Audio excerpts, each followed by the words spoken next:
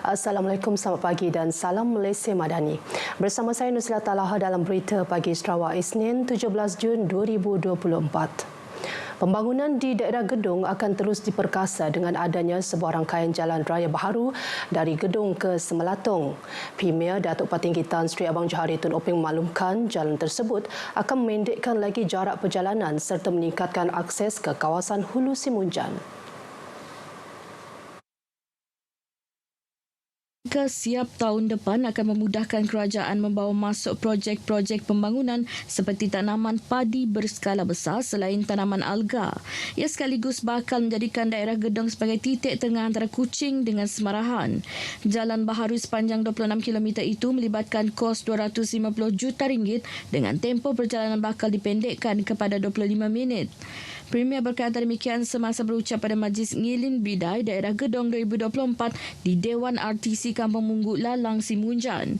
Sementara itu, beliau yang juga ahli Dewan Undangan Negeri Gedong memaklumkan sebuah syarikat dari Jepun bersedia membuat pelaburan di Gedong dalam membangunkan tanaman alga.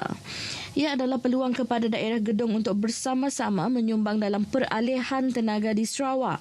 Datuk Patinggi Abang Johari pada majlis berkenaan meluluskan pembinaan Dewan Serbaguna Kampung Mungguk Lalang yang baharu. Berucap pada majlis sama, Datuk Patinggi Abang Johari memberitahu Pusat Transformasi Luar Bandar RTC Mungguk Lalang akan dinaik taraf bagi memberi keselesaan kepada penduduk setempat. Katanya pertimbangan itu dibuat memandangkan kawasan berkenaan masih belum mempunyai tempat yang luas untuk menganjurkan acara-acara besar. Oleh itu, Jabatan Tanah dan Survey perlu mencari tapak yang sesuai bagi tujuan tersebut dan berharap projek naik taraf dapat dimulakan awal tahun hadapan. Mengenai dana bagi projek berkenaan, Premier berkata kerajaan sedia untuk menyalurkan sejumlah peruntukan memandangkan kewangan Sarawak ketika ini di tahap yang baik. Timbalan Premier Sarawak Dato' Amar Awang Tengah Ali Hassan mengalu-alukan pelabur untuk meneroka peluang dalam sektor pelombongan di Sarawak seperti pelombongan emas. Pejabat Timbalan Premier dalam kenyataan berkata berdasarkan kajian, pemetaan terhadap deposit emas yang berdaya maju secara komersial yang dianggarkan sebanyak 3.3 juta aunce untuk dilombong di negeri ini. Perlombongan emas di Sarawak pula mempunyai sejarah panjang sejak tahun 1800 yang kemudiannya dihentikan operasi pada tahun 1997 kerana harga pasaran yang rendah. Dato' Amar Awang Tengah berkata demikian susulan lawatan penanda aras beliau bersama rombongan ke Mikasa Gold Mine di Kirtland, Toronto, Kanada baru-baru ini. Lawatan tersebut untuk memahami amalan terbaik perlombongan di lombong emas terbesar dengan grade tertinggi di dunia yang dikenalikan oleh Enico Eagle Mines Limited. Para rombongan telah diberi taklimat mengenai amalan alam sekitar, sosial dan tabir urus ESG. Syarikat berkenaan turut berkongsi visi dan misi mereka tentang perlombongan dan cara pematuhan piawaian kemampanan industri. Kursus penguatkuasaan Jabatan Perkhidmatan Veterina Sarawak amat penting dalam memperkasa tanggungjawab dan kemahiran para pegawai dalam mengenangi isu serta permasalahan berdasarkan undang-undang. Menteri Industri Makanan, Komoditi dan Pembangunan Wilayah Sarawak, Datuk Seri Stephen Rooney Utom berkata ia bertujuan memantapkan kemahiran para pegawai dalam menangani kes besar seperti sindiket penyeludupan.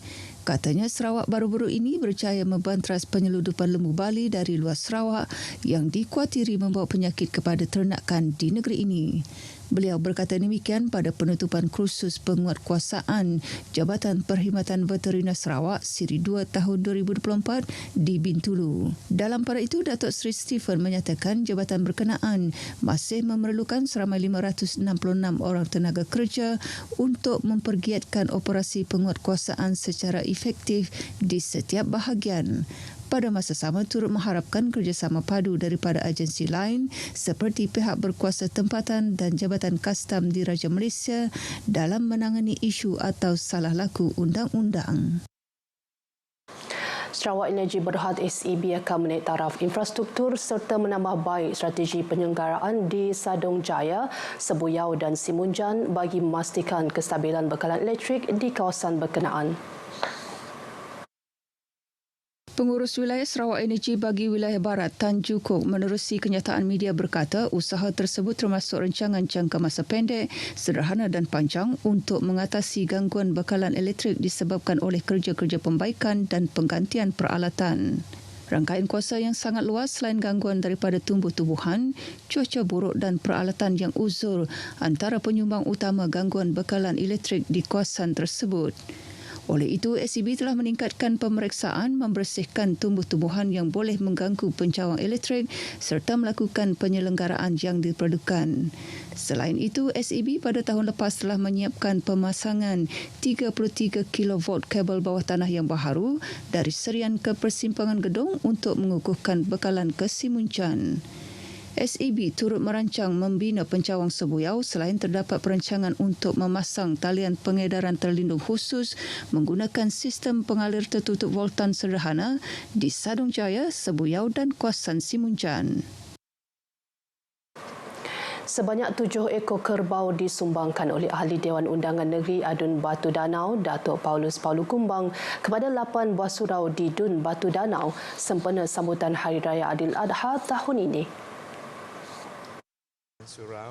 Jadi surau-surau tersebut adalah Surau Kampung Palas, Surau Bulu Baloi, Surau Kampung Padait, Surau Bidang dengan Tudungan berkongsi seekor kerbau dan Surau Kampung Belading, Surau Pelawang dan Surau Anak Bukit. Jadi 4 surau akan mengadakan korban pada hari pertama Raya Korban. Yang lainnya akan mengadakan pada hari kedua. Katanya daging korban itu kelak akan diagihkan kepada penduduk kampung yang terlibat.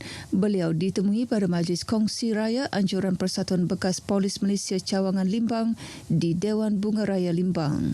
Saya ingin mengambil kesempatan ini untuk mengucapkan selamat Hari Raya Korban kepada kaum muslimin di kawasan Batu Danau khasnya dan kepada umat muslim di daerah Limbang dan seluruh negeri Sarawak amnya. Jabatan Kastam Diraja Malaysia JKDM Sarawak telah pada 6 Jun lepas telah menyita sebuah lori dengan muatan rokok pelbagai jenama di sebuah lokasi di Jalan Lopeng Dimiri.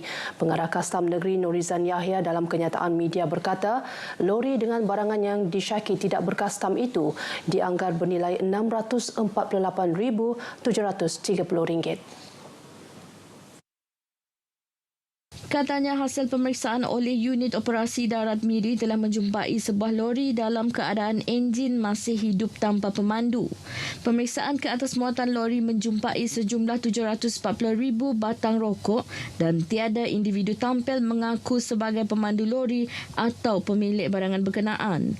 Modus operandi pihak terbabit adalah menggunakan laluan di kawasan terpencil bagi mengelak dikesan pihak berkuasa sebelum diedar ke pasaran sekitar. Kes disiasat bawah Seksyen 135-1-E Akta Kastam 1967. Sabit kesalahan pesalah boleh didenda tidak melebihi RM500,000 atau penjara tidak melebihi 5 tahun atau kedua-duanya sekali.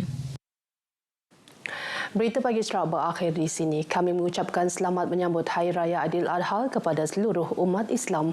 Ikuti Stadium RTM selepas ini untuk perkembangan sukan tanah air dan antarabangsa. Dari sungai hingga segara, Palestin pasti merdeka.